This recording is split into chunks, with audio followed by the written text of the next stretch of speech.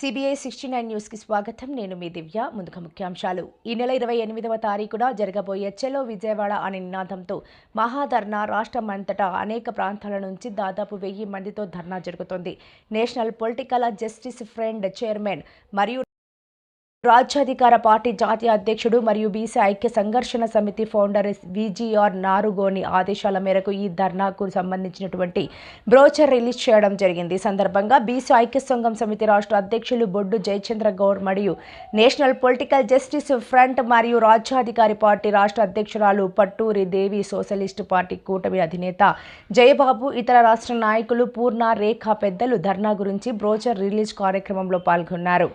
అనేక బీసీల సమస్యల కోసం, వాళ్ళ రిజర్వేషన్ల కోసం, వాళ్ళ హక్కుల కోసం, వాళ్లకు రావాల్సినవన్నీ వచ్చేంత వరకు ఈ పోరాటం ఆగదని, ఈ పోరాటం మొదలైందని, ఈ మొదటి బలమైన ధర్నా విజయవాడ ధర్నా చౌక్లో 28 ఉదయం 10 గంటలకు జరుగుతుందని, దీనికి రాష్ట్ర నాయకులు మరియు బీసీ ప్రజలందరూ కూడా పెద్దలందరూ కూడా వచ్చి జయప్రదం చేయవలసిందిగా కోరడమైనది.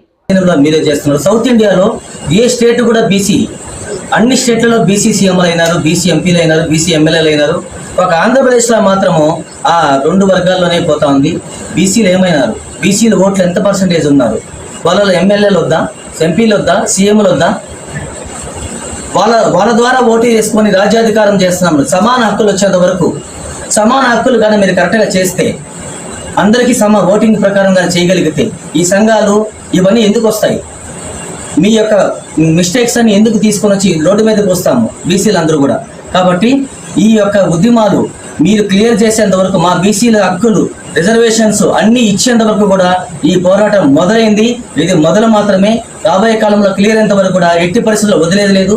బీసీ సమస్యలు అన్నీ క్లియర్ అయ్యేంత వరకు కూడా ఇది ఎంత దూరమైనా వెళ్తాము, ఢిల్లీ వరకైనా వెళ్తాము, ఎంత దూరమైనా వెళ్తాము. దేశంలో కానీ రాష్ట్రంలో కానీ బీసీ అనేది లేకపోతే మీకు రాజ్యం ఉందా? ప్రభుత్వం నిలబడుతుందా? ప్రభుత్వం ఉందా? ఒకసారి మీరు ఆలోచించాల్సిందిగా. ఒక్కసారి మళ్ళా ప్రభుత్వానికి IAS అధికారి దీన్ని రిలీజ్ చేశారు. ఎవరు అధికారి? గవర్నమెంట్ అధికారి కదా, నేషనల్ బాడీనే కదా. NT రామారావు రిజర్వేషన్ అనౌన్స్ చేశారు, దాన్ని అమలుపరిచారా?